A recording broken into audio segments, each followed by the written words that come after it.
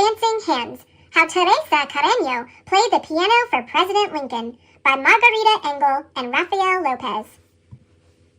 When Teresa was a little girl in Venezuela, Mama sang lullabies while Papa showed Teresita how to let her happy hands dance across all the beautiful dark and light keys of a piano. At first, making music seemed magical, but Teresa soon learned that playing a piano could be hard work.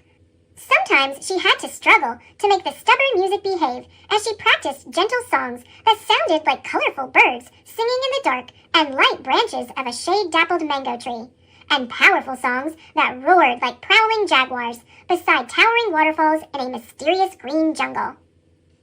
If Teresa felt sad, music cheered her, and when she was happy, the piano helped her share bursts of joy. By the time she was 6, she could write her own songs, and at 7 she performed in the peaceful chapel of a magnificent cathedral, playing hymns that shimmered like hummingbirds. Music was Teresita's delight, but suddenly, when she was 8, a war changed everything. Guns blazed, swords flashed, and poor Papa had to rush the whole family down to the seashore and onto a ship, into a storm where wind howled, waves rolled, barrels tumbled, ropes snapped, and clouds bucked and kicked across the wild sky like angry mules. By the time the ship arrived in New York, Teresa felt lost. She was homesick. How could she ever play happy songs again in this unfamiliar country where she did not know a single friend? Few people spoke Spanish, and all around her, curious strangers stared and whispered as if her whole family belonged in a museum of oddities. Worst of all, there was fighting here, too. The horrible Civil War, North battling South, as soldiers marched and newspaper boys hollered about victories, defeats, funerals, and fears. Without a new piano, Teresa would have felt even more lonely, but soon she discovered that wherever one is, some people are friendly, drawn together by songs. Musicians came to her home, playing along while they listened to the dazzling notes of her dancing hands. Determined to improve, Teresa practiced graceful waltzes and sonatas, booming symphonies, and lively folk songs, her strong hands accepting the challenge of life's many dark and light moods. People began to call her the Piano Girl. Her picture was in the newspaper and on posters advertising concerts, where she performed with great orchestras that invited her to play solos. Teresa triumphed in enormous theaters where children clapped and cheered while their parents stood up and tossed roses. With Papa at her side, she traveled to elegant cities, and by the time she was 10, the Piano Girl grew so famous that she received amazing invitations, including one so special that she could hardly believe her eyes.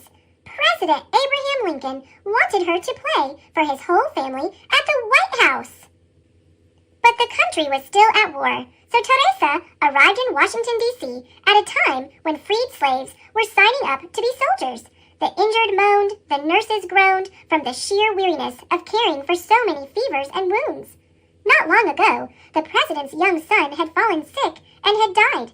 Men argued about battles lost, battles won, speeches made, victory delayed. Teresa began to worry. How could music soothe so much trouble? Poor Abraham Lincoln.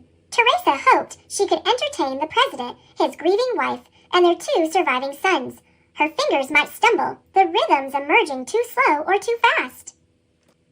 But Teresa was brave, and she believed in trying her best, so she entered the White House silently, clutching Papa's hand fiercely as they stepped into a room so red that it looked like a storm or a sunrise.